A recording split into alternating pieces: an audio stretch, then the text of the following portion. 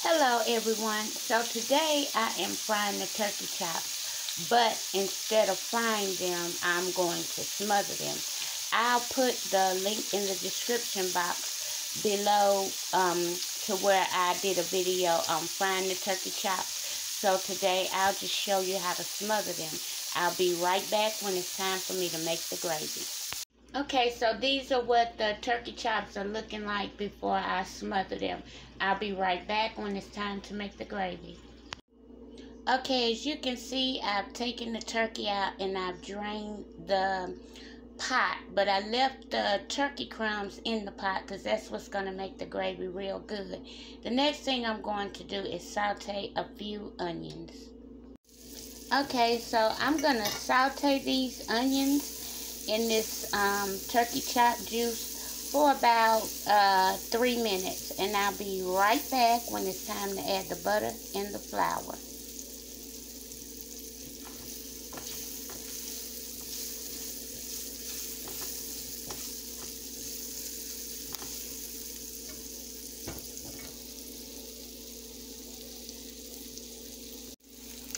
Okay, so it's been 3 minutes, and now I'm going to add about 3 tablespoons of butter. And I'm going to let this butter melt down, and I'll be right back when it's time for me to whisk in my flour. Okay, the butter has almost finished melting, so now I'm going to pour about 2 tablespoons of flour in here, and I'm going to whisk this until it gets to a golden brown. So that'll probably take me about a minute, and I'll be right back when it's time for me to add my water.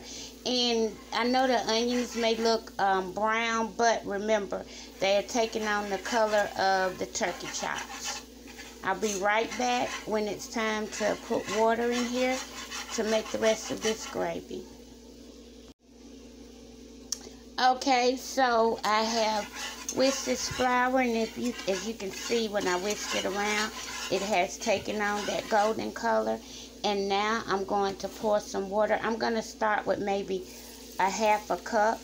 And I say use as much water to your desired thickness of gravy. Like if you like a thick gravy, you're going to use less water. If you like a thin gravy, you're going to use more water. Right now, I'm at about 1/4 of a cup of water in here. I'm going to add a little more. Okay, and I'm going to whisk this around. And I'm going to let it do its thing for a few minutes. Now I can see I need to add a little bit more water because I want this gravy to cover up my chops. So we're going to add just a little bit more water. So in all, y'all, I would say that I've used about a cup of water. Now for my seasonings, I'm just going to put some of Tabitha Brown's garlic all-purpose seasoning. I'm sorry, y'all. I'm trying to hold this camera with my left hand and do everything else with my right. So, okay, now here's my season all going in here. I'm also going to put a little paprika.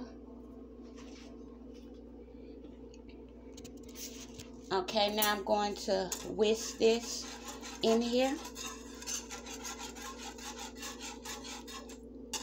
And if you can see, it's getting a little color. I'm also going to put a little black pepper, because you have to have black pepper in your gravy. At least I think so. Okay, I'm going to whisk this around, you guys. And I'll be back in just a minute when I get ready to add my turkey chops. Okay, so I just washed my hands, and I'm just going to add these turkey chops. into the pan.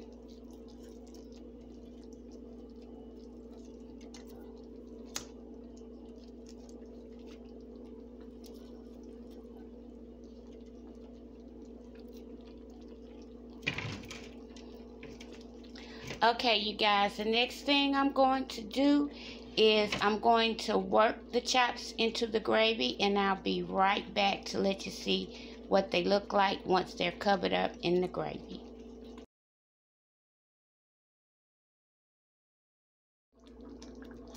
Okay, so these are what the smothered turkey chops look like. Cooking. I'm gonna let them cook probably for about 15 or 20 more minutes, and I'll be back when it's time for me to I'll be back when it's time for me to eat, and I'll show you my plate. Okay, everyone, and this is my finished plate. Smothered turkey chops, black-eyed peas, rice, and gravy. I hope you all have a lovely dinner, and thanks for watching.